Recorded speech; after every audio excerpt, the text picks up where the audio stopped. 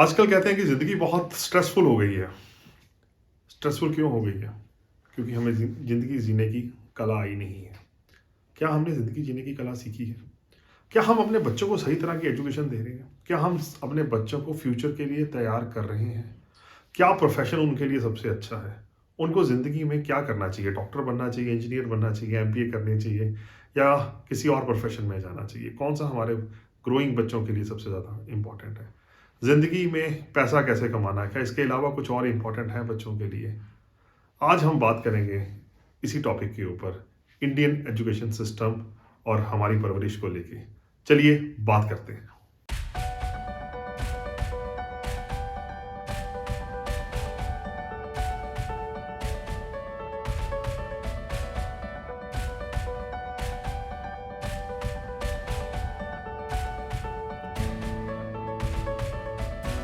नमस्कार दोस्तों, स्वागत है आप सबका आज की एक नई वीडियो में। हम लोग अपने ज़िंदगी में, आपने कभी सोचा है कि कितनी उम्र तक हम पढ़ते हैं? कई लोग 21 साल तक, कई लोग 23 साल तक, कई लोग 25 साल तक, और अगर आप कोई प्रोफेशनल कोर्स कर रहे हैं तो हम कहीं ना कहीं 30 साल तक भी पढ़ते हैं। आपने कभी सोचा है कि अगर हम एक सिंपल ग्रेजुएशन करते हैं, जो कि एक बीएससी, बीए, बीकॉम है, या फिर कोई +2 करता है, या फिर किसी भी तरह का हम एक छोटा कोर्स जो हमारे इंडियन एजुकेशन सिस्टम में है वो करता है, क्या वो हमें रेडी करता है ज़िंदगी को जीने के लिए? क्या हमने अभी तक जो सीखा, मान लीजिए आप में से कई लोग ऐसे होंगे जिन्होंने बैचलर ऑफ आर्ट्स किया होगा, बैचलर ऑफ साइंस किया होगा या बैचलर ऑफ कॉमर्स किया होगा। 10% लोग जो कि एक टीचर की जॉब में है या फिर वो कुछ इसके रिलेटेड फील्ड में आ गए हैं, अगर हम उनको छोड़ दें, क्या ये सब चीज़ों ने हमारी ज़िंदगी के अंदर कितनी का वैल्यू ऐड की है? कितना का आप यूज़ कर रहे हैं आपकी पढ़ाई का इस अपने जीवन में जीने के लिए, अपनी आमदनी कमाने के लिए, अपनी दिनचर्या कमाने के लिए, अपनी आजीवनी कमाने के लिए हमें वो कितना हेल्प कर रहा है? कितना हेल्प कर रहा है हमें अपनी ज़िंदगी को जीने के लिए? क्या जो भी हमने पढ़ा, जितने भी हमने मार्क्स लिए, 90% लिए, 80% लिए या कोई 33% लेके पास हुआ है, क्या ये सब जो चीज़ें हैं हमारी ज़िंदगी में कुछ वैल्यू ऐड कर रही हैं? आपको ये जवाब अपने आप को देना है। अगर ये चीज़ें आपकी ज़िंदगी में कोई भी वैल्यू ऐड नहीं कर रही हैं, तो ध्यान दीजिए, यही चीज़ हम अपने बच्चों को सिखाने की कोशिश कर रहे हैं। का कोई ज़्यादा आपकी ज़िंदगी में काम नहीं है, हम अपने बच्चों को उसी चीज़ में फोर्स कर रहे हैं अव्वल आने के लिए, जो कि हमारे पास जिसने कुछ वैल्यू ऐड नहीं किया। एजुकेशन सिस्टम होता ही क्यों है? इसके बहुत सारे कारण हैं कि हमें एजुकेशन सिस्टम में क्यों डाला जाता है। सबसे पहला आता है डिसिप्लिन में रहने के लिए हमें एजुकेशन सिस्टम में डाला जाता है कि हम एक डिसिप्लिन में रहें। दूसरा, हमारी ज़िंदगी में क्या वैल्यू ऐड हो रही है उस चीज़ की, हम कैसे उस चीज़ से क्या सीख रहे हैं, हमारे अंदर क्या स्किल इम्पार्ट हो रही है। अगर आप एक स्पेसिफिक कोर्स में नहीं हैं, जैसे कि आप आर्किटेक्ट का कोर्स कर रहे हैं, या आप एमबीबीएस कर रहे हैं, या आप आईटीआई कर रहे हैं, या फिर आप इंजीनियरिंग कर रहे हैं, जिसमें एक स्पेसिफिक स्किल आपके अंदर इम्पार्ट की जाती है, अगर आपके एजुकेशन में वो स्किल ही इम्पार्ट नहीं हो रही, तो हम किस तरह से अपनी ज़िंदगी में रेडी हो रहे हैं आगे ज़िंदगी को जीने के लिए? इसीलिए हमें ज़िंदगी में बहुत सारे सेटबैक्स का सामना करना पड़ता है।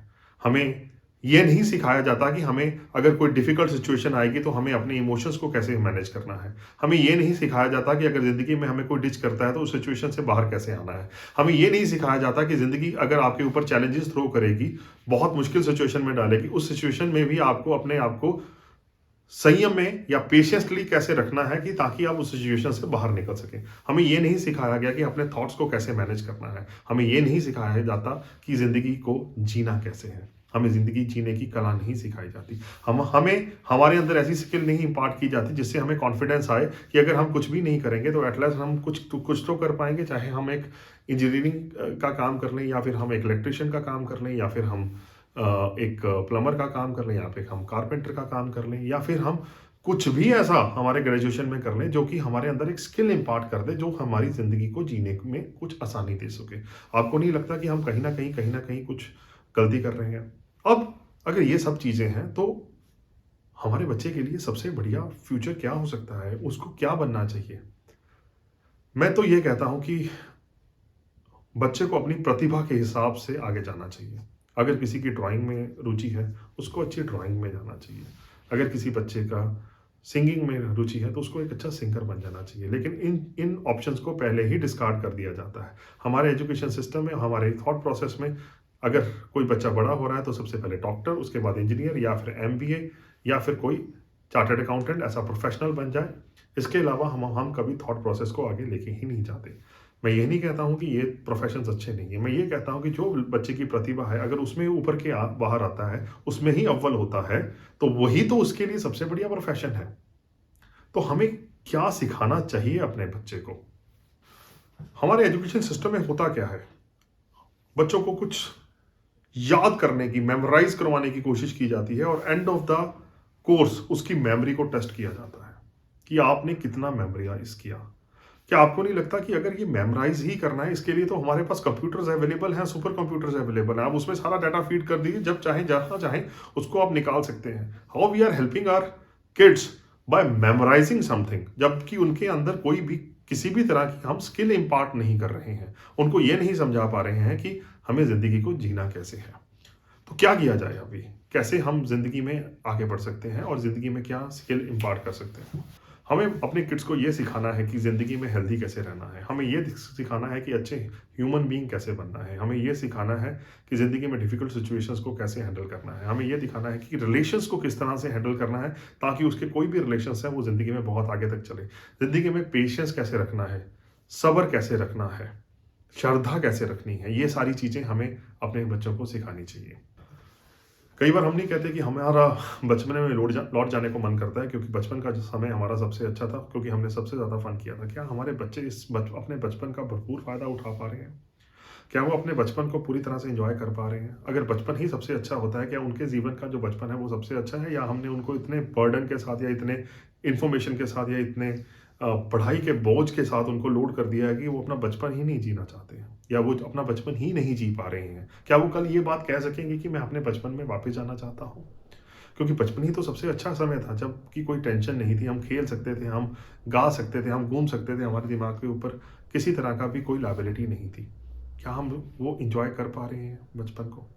चलिए आज मैं आपको एक छोटी सी स्टोरी सुनाता हूँ, उस स्टोरी से हम कुछ सीखने की कोशिश करते हैं। बहुत समय पहले की बात है, ये उस समय की बात है जब गौतम बुद्ध हुआ करते थे। एक लड़का होता था मनोज। वो बाकी बच्चों की तरह नहीं था, क्योंकि बाकी बच्चे सब खेलते थे, घूमते थे, अपनी बचपन को एंजॉय करते थे। ये बच्चा थोड़ा गुमसुम रहता था, चुप रहता था, और इसके माँ बाप काफ़ी परेशान थे। नेचुरली अगर हमारा बच्चा भी चुप रहता है, अपने बचपन को एंजॉय नहीं कर रहा, तो हमें भी किसी ना किसी तरह से उसकी टेंशन होगी। तो ये लोग भी थोड़े टेंशन में थे कि हमारा बच्चा इतना चुप क्यों रहता है, ये किसी चीज़ में इन्वॉल्व क्यों नहीं होता, ना तो ये खेल में इन्वॉल्व हो रहा है, ना ये स्माइल कर रहा है, ना ये खुश है। तो उनको लगा कि क्यों ना इसको कुछ टाइम के लिए गुरुकुल में छोड़ा जाए। जैसे अभी स्कूल है, उस समय गुरुकुल होते थे, जो गुरु वहाँ पे उनको शिक्षा देते थे। तो उनको एक पास के गुरुकुल में लेके जाया जाता है। तो वो माँ बाप अपने बेटे को लेके, मनोज को लेके वहाँ पे पहुँचते हैं गुरुकुल में। तो वहाँ जाके वो क्या देखते हैं कि गुरुकुल के अंदर सभी बच्चे कुछ काम कर रहे हैं, कुछ सफाई करने में लगा हुआ है, कुछ पानी को लेके आ रहा है कुएं से लेके आश्रम तक, कुछ लोग वहाँ पे पेंटिंग करने लगे हुए हैं, कुछ लोग वहाँ पे आश्रम को सजाने में लगे हुए हैं, कुछ छोटा सा कुछ कंस्ट्रक्शन वर्क में लगे हुए हैं। माँ बाप के मन में ख्याल आता है कि यहाँ तो पढ़ाया ही नहीं जा रहा, यहाँ तो बच्चे जो हैं वो सबके सब काम करने में लगे हुए हैं, यहाँ से तो बच्चों को काम करवाया जाता है। तो बहुत सारे सवाल उनके दिमाग में उठे कि ऐसा क्यों हो रहा है, क्यों बच्चों को ऐसे काम करवाया जाता है। इतनी देर में ही वहाँ पे जो उस आश्रम के, उस गुरुकुल के जो गुरु थे वहाँ आते हैं। तो वो उनसे पूछते हैं कि आपका कैसे आना हुआ। तो माँ बाप कहते हैं कि गुरुवर, हम तो ये जानना चाहते हैं कि आप, ये बच्चे यहाँ तो गुरुकुल में पढ़ने आते हैं, तो आप ये बच्चों से क्या काम करवा रहे हैं, आप इनसे ऐसे काम क्यों करवा रहे हैं? तो गुरु ये बात, क्वेश्चन को सुन के, ये सवाल को सुन के थोड़ा सा मुस्कुराते हैं और कहते हैं कि इंसान जो है वो हमेशा किताबी ज्ञान लेना चाहता है, उसका प्रैक्टिकल यूज कैसे करना है अपनी जिंदगी के अंदर, ये कभी भी सीखना नहीं चाहता। हम लोग जिंदगी में धन बहुत कमाते हैं, लेकिन उस धन के साथ जिंदगी को जीने की कला को नहीं सीख पाते। उस धन का क्या फायदा जिसने हमारी जिंदगी को बेहतरीन ना बनाया हो, हमें पीस ऑफ माइंड ना क्रिएट किया हो। तो बहुत समय हमें सिर्फ ज्ञान अर्जित करने पे लगा दिया जाता है, ये समझाए बिना कि इस ज्ञान की जो प्रैक्टिकल यूसेज है हमारी लाइफ में वो कहाँ पे है। रुक जाओ। तो गुरु कहते हैं कि इसीलिए मैं यहाँ पे जो ज्ञान है वो अलग अलग चरणों में करवाता हूँ, अलग अलग लेवल्स पे कराता हूँ। सबसे पहले चरण में मैं उनको किताबी ज्ञान देता हूँ, और उसके अगले चरण में मैं उनको उसी का प्रैक्टिकल रूप में बताता हूँ, ताकि उनका जो अनुभव है, जो ये ज्ञान है, उनके अनुभव में कन्वर्ट हो जाए और उनके डीएनए में चला जाए, ताकि उनको समझ में आए कि जो हमने ज्ञान अर्जित किया है उसको ज़िंदगी में यूज़ कैसे करना है, उसका हमने उपयोग कैसे करना है। तो गुरु ने कहा कि यही मेरा समझाने का और यहाँ पे पढ़ाने का एक तरीका है। मैं सिर्फ यहाँ पे बच्चों से काम नहीं करवाता हूँ। इसके बाद जब गुरु ने मनोज की तरफ देखा तो उन्होंने देखा कि मनोज का उनकी बातों की तरफ कोई ध्यान ही नहीं है। मनोज काफ़ी उदास लग रहा था। मनोज का किसी भी चीज़ में कोई इंटरेस्ट नहीं लग रहा था। तो गुरु ने बोला कि आपका बच्चा जो है वो कोई इंजॉय नहीं कर रहा लगता अपना बचपन, वो किसी चीज़ में भी इंटरेस्ट नहीं लेता, मेरे को ऐसा लग रहा है। माँ बाप ने जब ये बात सुनी तो उनको लगा कि इस गुरु ने कितने अच्छे से हमारे बच्चे को पहचान लिया है, तो ये बहुत अच्छे से हमारे बच्चे का जो ध्यान है वो रख पाएंगे, उसकी ज़िंदगी में कुछ वैल्यू ऐड कर पाएंगे। तो वो डिसाइड करते हैं क्यों ना अपने बच्चे को, अपने मनोज को गुरु के पास इस गुरुकुल में छोड़ा जाए। लेकिन अभी भी उनके दिमाग में एक और सवाल आ रहा था जो उन्होंने गुरु से किया। तो माँ बाप ने गुरुवर से पूछा कि गुरुवर, हम आपसे ये पूछना चाहते हैं कि जो ये आपका किताबी ज्ञान है ये किस बारे में होता है। गुरुवर फिर से मुस्कुराए और बोले कि जो मेरा ज्ञान है ये मन और दिमाग के बारे में होता है, क्योंकि जितने भी प्रॉब्लम की उपज है वो इन्हीं दोनों से होती है, और जितने भी सॉल्यूशंस हैं वो इन्हीं दोनों से होते हैं, मन और दिमाग से। तो जो मेरा सारा ज्ञान है वो इसी के ऊपर केंद्रित रहता है। अगर हमने अपने मन और दिमाग को संभाल लिया, हमने अपने अंदर को ठीक कर लिया, तो हम बाहर की दुनिया को ऑटोमेटिकली ठीक कर पाएंगे। तो सबसे पहले चरण में गुरु ने बोला कि मैं ये करता हूँ कि मैं अपने शिष्यों को ये बताता हूँ कि उनको प्रेजेंट में कैसे रहना है। उनको मैं प्रेजेंट में लाने की कोशिश करता हूँ, क्योंकि अगर वो प्रेजेंट में रहेंगे, अगर वो वास्तविकता में रहेंगे, क्योंकि जितने भी हमारी प्रॉब्लम्स हैं, जितने भी हमारे मन के विचार हैं, वो हमारे सब काल्पनिक हैं, वो कल्पना से पैदा होते हैं। अब जैसे ही हम प्रेजेंट में आते हैं वो सारे काल्पनिक विचार चले जाते हैं और मन बिल्कुल खाली हो जाता है। ये समय बहुत ही अच्छा होता है एक बच्चे को ये सिखाने का कि उसको मैं क्या सिखाना चाहता हूँ, और वो उसको अच्छे से ग्रहण कर पाता है। तो सब मेरे पास जो भी पुराने शिष्य हैं और जो भी नए शिष्य आते हैं, मैं उनको एक बात ज़रूर बताता हूँ कि इंसान की उदासी में जाने का, इंसान के विचारों में जाने का एक ही कारण होता है, उसके ख्यालों में घूमने का एक ही कारण होता है। क्या हम अपने ख्यालों को, क्या हम अपने विचारों को, क्या हम रोक सकते हैं? क्या हम उसको बदल सकते हैं? ये हमारे हाथ में नहीं है। ख्याल तो हमारे पास आते ही रहेंगे, ख्याल तो हमारे दिमाग में, हमारे मन में आते ही रहेंगे। लेकिन अगर हम उस ख्यालों को संभालने का, उन ख्यालों को सही करने का विज्ञान सीख जाते हैं, तो हम सीख पाएंगे कि ज़िंदगी को कैसे जीना है। तो गुरुवर आके बताते हैं कि जैसे ही हम कुछ ऐसा काम करते हैं, जैसे हम डांस करते हैं या हम कुछ खेलते हैं, तो हमारा पसीना बहता है। जितना भी हमारा पसीना बहता है उतने ही समय हम प्रेजेंट में मूवमेंट में आते हैं, उतने समय ही हम ख्यालों से बाहर आके हम वास्तविकता में आ जाते हैं। जब कोई बच्चा वास्तविकता में आता है, प्रेजेंट में आता है, उसको सिखाना बहुत ही आसान हो जाता है, उसको सिखाना बहुत ही सरल हो जाता है। उसके अंदर जो बताई हुई बात है उसके पूरे डीएनए तक चली जाती है। इसीलिए मैं यहाँ पे बच्चों को ज़्यादा से ज़्यादा डांस, ज़्यादा से ज़्यादा खेल में रुचि लेने के लिए बोलता हूँ, या ज़्यादा से ज़्यादा काम करवाता हूँ, क्योंकि जितना वो काम करेंगे, जितना वो श्रम करेंगे, उतना ही उसका पसीना बहेगा। जितना उनका पसीना बहेगा उतनी तेज उनकी सांस आएगी और जाएगी। सांस आने जाने से होता क्या है, जब हम सांस छोड़ते हैं तो हम कार्बन डाइऑक्साइड को छोड़ते हैं, जब हम सांस अंदर लेते हैं तो हम ऑक्सीजन को अंदर लेते हैं। इससे क्या होता है, जब हम तेज तेज काम कर रहे हैं, हमने देखा है कि जब हम कोई भी ऐसा शारीरिक काम कर रहे हैं, हम कुछ समय के लिए ही सही, लेकिन हम प्रेजेंट मोमेंट में आ जाते हैं, हमारे दिमाग में कोई भी ख्याल नहीं आता उस समय पे। ये होता कैसे है? क्योंकि जो ऑक्सीजन का सप्लाई है वो बहुत बढ़ जाता है, क्योंकि हम बहुत तेज से सांस लेना शुरू कर देते हैं। इससे क्या होता है, हमारे अंदर ऑक्सीजन ज़्यादा आती है, और जो हमारे गंदे विचार, हमारी गंदी वायु है कार्बन डाइऑक्साइड के रूप में, वो बाहर निकलती है। जितना ज़्यादा ऑक्सीजन का प्रवाह हमारे अंदर आता है, उतना ही ज़्यादा हम लोग प्रेजेंट में आते हैं, उतने ही ज़्यादा हमारे अंदर पॉजिटिविटी आती है, उतने ज़्यादा हमारे अंदर ऊर्जा का संचार होता है। और जितना हम कार्बन डाइऑक्साइड छोड़ रहे हैं उतना ही ज़्यादा हम लोग बुरे विचारों को या बुरी हवा को बाहर निकाल रहे हैं। इसीलिए हमने देखा है कि जब भी हम लोग श्रम करते हैं, कोई भी मेहनत करते हैं, हमारे कुछ समय के लिए हमारे दिमाग से जो विचार हैं वो शून्य हो जाते हैं। और ये सबसे बढ़िया समय होता है एक शिष्य को सिखाने का, एक बच्चे को सिखाने का कि ज़िंदगी में क्या सिखाना है और उसको उपयोग कैसे करना है। तो यही मेरा तरीका है बच्चों को सिखाने का। मैं उनको वो चीज़ सिखाना चाहता हूँ जो उनकी रियलिटी में, ज़िंदगी में आगे चल के काम आए, और उनका वो अनुभव भी करवाना चाहता हूँ कि वो अनुभव करें कि ये चीज़ उसकी उनकी ज़िंदगी में काम कैसे आती है।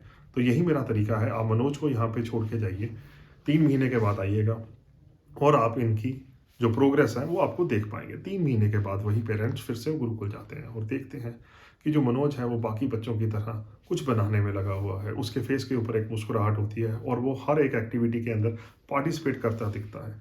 मनोज पूरी तरह से चेंज हो जाता है और उनके पेरेंट्स जो हैं वो गुरुवर का बहुत शुक्राना करते हैं कि बहुत बहुत शुक्राना आपका कि आपने हमारे बच्चे को ज़िंदगी जीने की कला सिखा दी। क्या शिक्षा मिलती है हमें इस कहानी से? हमें ये शिक्षा मिलती है कि जो पुराने गुरु थे, हमारे जो गुरुकुल थे, वो सिर्फ किताबी ज्ञान नहीं देते थे, वो ये भी बताते थे कि ज़िंदगी को जीना कैसे है, इस ज्ञान का प्रैक्टिकल यूज़ कैसे है। जो हम हमारी इमेजिनेशन पावर में रहते हैं, जिसके कारण सारा स्ट्रेस क्रिएट होता है, वो या तो हमारे पास्ट को लेके होता है जो कि बीत चुका है, या हम फ्यूचर के लिए वरी करते रहते हैं, एंजाइटी आती रहती है जो हमारे हाथ में है ही नहीं। ना तो हमारा पास्ट हमारे हाथ में है, ना फ्यूचर हमारे हाथ में है। हमारे हाथ में जो है वो हमारा प्रेजेंट है। उन्होंने बताया कि प्रेजेंट में कैसे रहना है। वो बच्चों से काम करवा के उनका पसीना बहा के उनको प्रेजेंट में रखने की कोशिश करते हैं। आपको नहीं लगता कि हमें भी अपने बच्चों को आज के एजुकेशन सिस्टम में कुछ ऐसी कला सिखानी चाहिए कि जो हम किताबी ज्ञान देते हैं उसके साथ हमें ये भी बताना चाहिए कि इसका उनकी ज़िंदगी में यूज़ कैसे होगा, अपनी इमोशंस को वो कैसे संभाल पाएंगे, अपने ख्यालों को कैसे संभाल पाएंगे। तो इतने सारे बच्चे आज की डेट में स्ट्रेस के कारण खुदकुशी कर लेते हैं। इसका मतलब यही है कि हमारी परवरिश में, हमारे एजुकेशन सिस्टम में कुछ ना कुछ कमी रह गई है। अब मैं ये तो नहीं कहता कि हम पूरे एजुकेशन सिस्टम को अभी चेंज कर सकते हैं। हम क्या कर सकते हैं अपने लेवल पे, हमें उसको देखना है। हम अपने लेवल पे इतना तो कर ही सकते हैं कि हम अपने बच्चों को सिखाएं कि हम कैसे ऑक्सीजन का प्रवाह अपने अंदर बढ़ा सकते हैं, कुछ योग मुद्रा करके, कुछ ब्रीदिंग एक्सरसाइज करके, कुछ प्राणायाम करवा के। अगर हम खुद करेंगे तब हम अपने बच्चों को भी सिखा सकते हैं कि कैसे ब्रीदिंग एक्सरसाइज से हम अपने आप को प्रेजेंट में रख सकते हैं। दूसरा, मेडिटेशन के साथ हम कैसे अपने बच्चों को ये सिखा सकते हैं कि प्रेजेंट मोमेंट में रहता है और अपने विचारों को कैसे संभाल के, अपने इमोशंस को कैसे संभाल के ज़िंदगी में आगे बढ़ना है। एक चीज़ और कर सकते हैं हम लोग, हम बच्चों को कुछ खेलने देना देते हैं। उनको हमेशा स्टडी के बारे में नहीं बोलते। हम वो चीज़ करवाने की कोशिश नहीं करते जो हमारी ज़िंदगी में काम नहीं की। मैं ये जानता हूँ ये आसान नहीं होगा। इसके लिए आपको बहुत ज़्यादा सोसाइटी से फाइट करना पड़ेगा। आपको इंटरनल फैमिली से ही फाइट करना पड़ेगा कि हम ऐसा क्यों कर रहे हैं। हमें वो करवाना पड़ेगा जो बच्चों को पसंद है। हमें कुछ टाइम के लिए उनको वो करना पड़ेगा। हमें एनकरेज करना पड़ेगा उनको कुछ फिजिकल गेम्स के अंदर पार्टिसिपेट करने के लिए, ताकि वो ज़िंदगी में उनका शारीरिक के साथ मानसिक विकास भी हो सके।